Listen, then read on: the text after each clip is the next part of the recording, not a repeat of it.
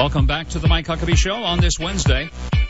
We are joined by Judge Andrew Napolitano. He is the Fox News senior judicial analyst, and because we like him a lot, he's a frequent guest on this radio show, and hopefully he will be many, many more times. Judge, welcome back. Governor, it's a pleasure. Thank you for the gracious introduction. No matter what we talk about, it's a pleasure to converse with you and your audience. Well, I appreciate that, and our audience loves you for just cause, because you bring a great perspective to us. And you wrote several months ago about President Obama's kill list. I mean, that sounds rather ominous for a president of the United States to have a kill list. Help our audience understand, what kind of list does he keep? Well, at the time I wrote about it, it was relatively breaking news. Obviously, I didn't break the news, but colleagues of ours did. And some people wondered whether, this really happened, or this is spin on the part of people who don't wish the president well politically.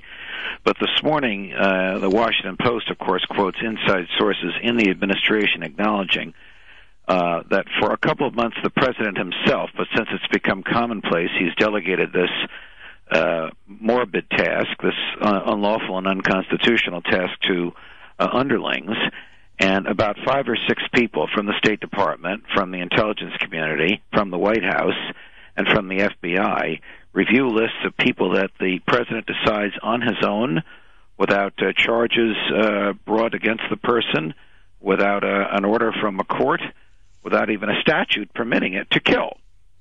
So the president dispatches drones to kill people on this kill list. Some Americans have said, good, we're getting rid of bad people this way. Others have said, well, if the president can kill whoever he wants, is there anything the president can't do? Then, of course, we learned, Governor, that the president, in the course of killing about 2,500 people in his presidency, has killed 3 Americans.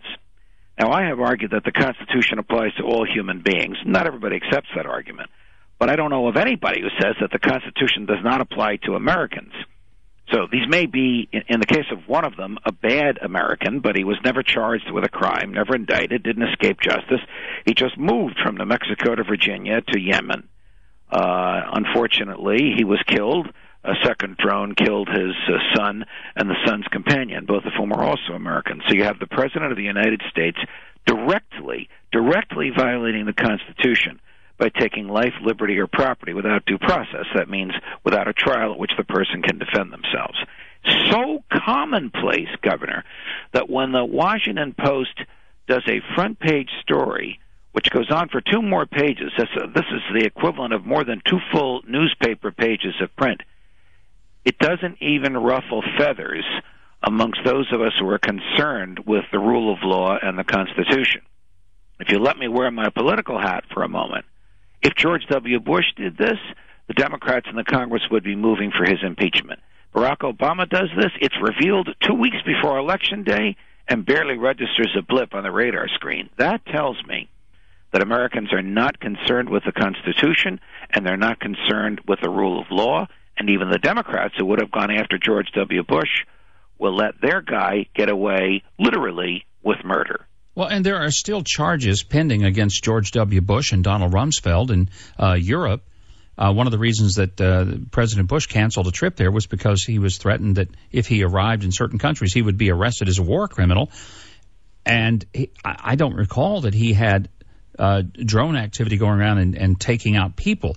And Judge, I want to be sure that people understand. I think there's some horrible people that have done terrible things, and I'm not going to shed any tears when they're taken out. But I also believe, as do you, that due process has to work for everybody. My gosh, it had to work for Jerry Sandusky, for Jeffrey Dahmer, for Timothy McVeigh, for some absolutely evil people. And if we're going to apply it for them, we have to apply it if a person is certainly if they're an American citizen. Well, you're 100% correct, Governor. The whole test of our fidelity to our values is not when we apply those values in easy cases or to our friends. Stated differently, the Constitution wasn't written to protect the innocent. They don't need its protection, although the government sometimes does charge innocent people. The Constitution was to protect the guilty, to restrain the government's lust from destroying a guilty person without first demonstrating evidence of their guilt. I mean, that's the law and the Constitution. The political view here is that the president does tremendous harm by doing this. Tremendous harm because these drones are not surgical, and they often kill innocents who have nothing to do with the war on terror, who were not in the president's target, but because the drones are an imperfect instrument, they do that. That, of course, creates tremendous animosity against the United States on the part of people whose relatives, friends, loved ones, acquaintances, colleagues were killed, and animosity on the part of the governments. One of the reasons we have such a difficult time with our ally, Pakistan, is because we have arguably invaded it over 2,000 times by sending drones there without the approval, knowledge, or consent of the Pakistani government. At some point, our relationship with them will break. This will be very, very dangerous. They're a country of 100 million people. They have a nuclear device, and they have the ability to deliver that nuclear device. These are people we want as friends, not as enemies, and the more of their people we kill, the less likely their government will stay as an ally of ours. The way this should be done is the president should persuade the country in which these bad people live to arrest them and deliver them here, which is what presidents did up until Barack Obama. And, Judge, it occurs to me that one of the things that is a little disconcerting, the president is making this decision ex cathedra. He's not consulting with members of either the judicial or the legislative branch. This is being made entirely and solely within one branch of government, and constitutionally, that is suspect on its face. Well, I'm going to scare you a little bit, Governor, because in the early days of reviewing the kill list, the president permitted one of his advisors to sit in on these meetings and to express an opinion as to who should live and who should die. And that advisor's name is David Axelrod. David Axelrod is the chairman of the president's reelection campaign.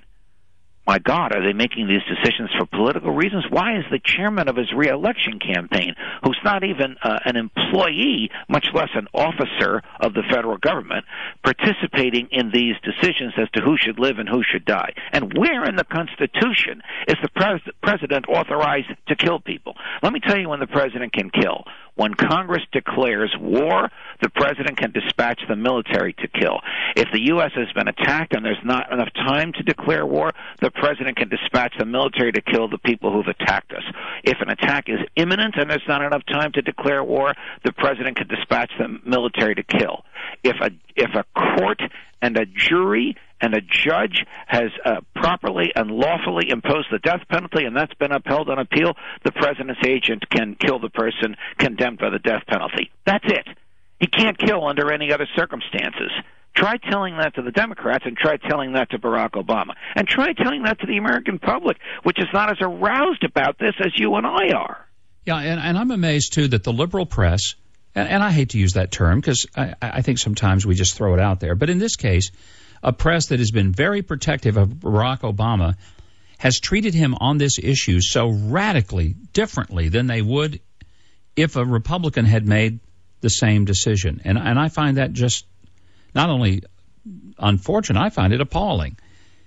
Judge, it's a story I want to continue to follow up. I promised I'd get you out on time here, and I respect your time. I want to get you to come back. So I'm always here for you, especially if Salvia calls. I cannot turn him down no matter what he asks me to do. You know what? I think it's an Italian thing, isn't it? You and Salvia. That's what it is. That's what it is. You're getting used to us by now that you work in states other than Arkansas. Forgive me, I had to get that in. Oh, Judge, I love you. That's why I'm going to have you back. Thank you for joining me today. Pleasure, Governor. Thanks for having me. All right, Judge Andrew Napolitano, also the author of the book, It is Dangerous to Be Right When the Government is Wrong. And we do love him here on this show. And gosh, what an interesting and fascinating story.